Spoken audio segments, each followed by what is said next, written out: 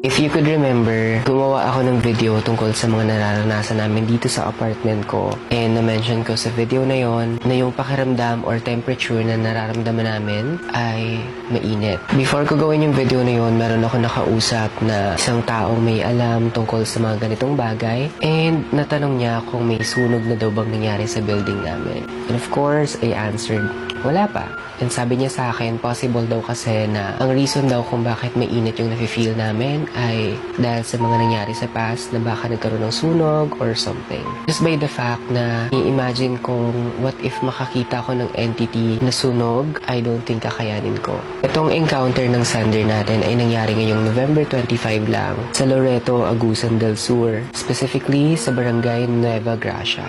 Nung araw na yon, kasama niya yung dalawang kaibigan niya and I would like to assume na fiesta sa kanila that time kasi may pageants, may liga ng basketball and nung gabing yon, yaya siya ng friends niya na manood ng liga.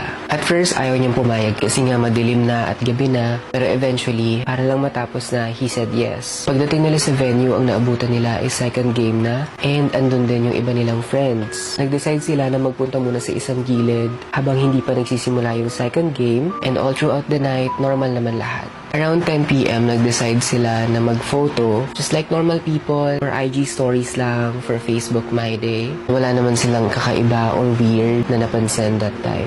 Nung gabing yun, ang uuwian nila is iisang bahay lang kasi kailangan magkakasama sila for the practice or rehearsal ng pageant nila the next day. Habang nakahiga sila, nagpapahinga at nagpapaantok, one of her friends decided na i-browse or tignan yung photos na kinuha na nila earlier that night. And as she browsed the photos, meron siyang nakita na parang photo bomber or uninvited guest sa photo nila. Of course, it's a public setting. Kahit sino siguro hindi masyadong mag-iisip na there might be something creepy sa isang basketball court, sa isang masayang lugar. Lahat sila natakot at kinilabutan sa nakita nila.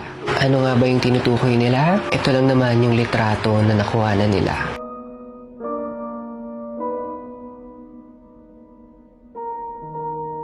Kung mapapansin ninyo, parang namumula yung mata, parang sunog yung katawan, parang umuusok yung muka. Kahit ako siguro makakakita ng ganyan, I wouldn't know kung ano yung gagawin ko. Hindi na ako nag-abalang mag-research tungkol sa barangay na yon, kung meron bang sunog na nangyari, kung meron bang tragedy, or hindi magandang nangyari sa past na dahilan kung bakit nagpakita yung entity na to. So imagine, you're just having a normal day, akala nyo normal lang lahat, normal photo lang, tapos may sasamang hindi invited sa photo, that would be really terrifying. Kung kayo yung nasa sitwasyon ni sender, alamin nyo ba kung ano yung history ng lugar, kung may nangyari bang trahedya doon, i-delete nyo na lang yung photo, or maglalakas loob pa din kayong itago yung litrato ninyo na may kasama kayong hindi ninyo dapat kasama.